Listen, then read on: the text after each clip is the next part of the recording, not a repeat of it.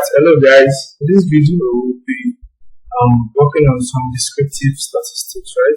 So look at data sets, right? So you see that we have the names of students, right? We also have their scores in a particular examination that was conducted, right?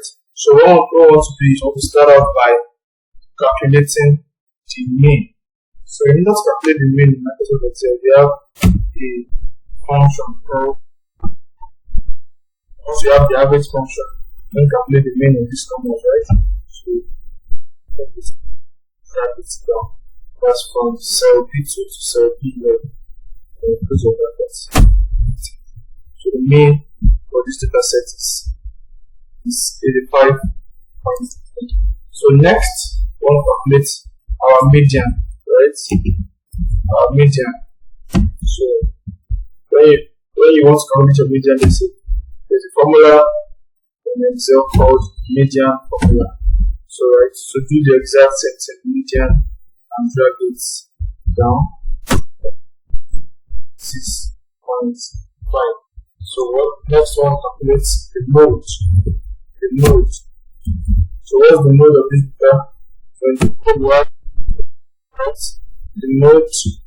So where you have for cases where you have singular mode, so you use this. So there are also data sets here you have more than one mode. So mode simply refers to the observation with highest frequency. Right. So there are cases where you have more than one observation with the highest frequency. For example, you can have 3 students or 2 students have a score with 5. Right. So in such case, that is a multimodal distribution. So we also have unimodal distribution. Here they have just one observation with the highest frequency. So in this case, we have let's assume that we have unimodal situation. So we are going to use singular mode.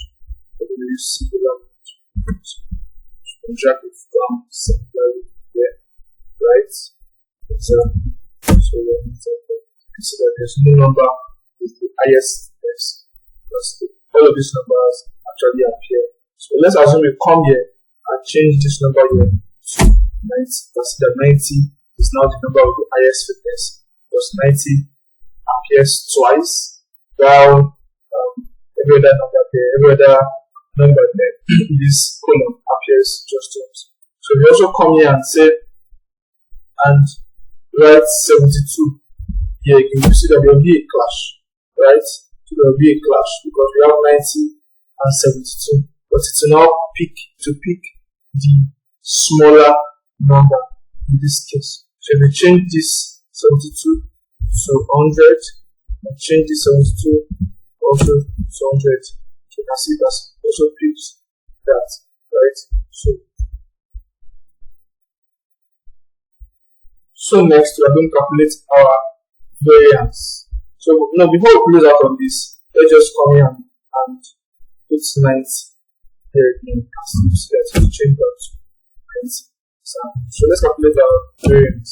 So how do we calculate variance in Microsoft Excel? So there's also a formula for variance. So you have VAR. So we are dealing with the population. We use VAR.P. Right? So we are dealing with the sample. We use VAR.S. So in this case, we are dealing with population. So let's just use VAR.P. So you click on this and drag it down here, right? So then we have what we need. So let's also say let's calculate for VAR, but this is a sample. So let's use VAR.S. Excuse me. Alright. So let's see what VAR.S would be. VAR.S. So drag this down also. Let's see what it gives us. 40.4. Right. So let's now calculate our standard.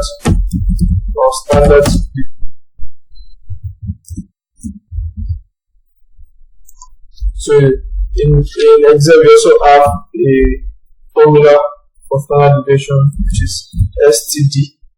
not the regular meaning of S3. So similarly, if it's a population, you use S3.p. Then also do B2 to B11, right? We have 5.5. We also have, let's say it is a sample std.s. So let's see what that gives us. So 6.5. Also, you should also know that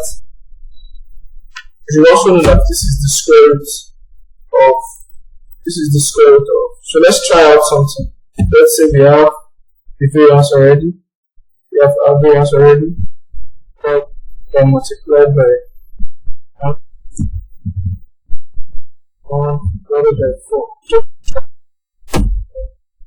It's not working. 9.9.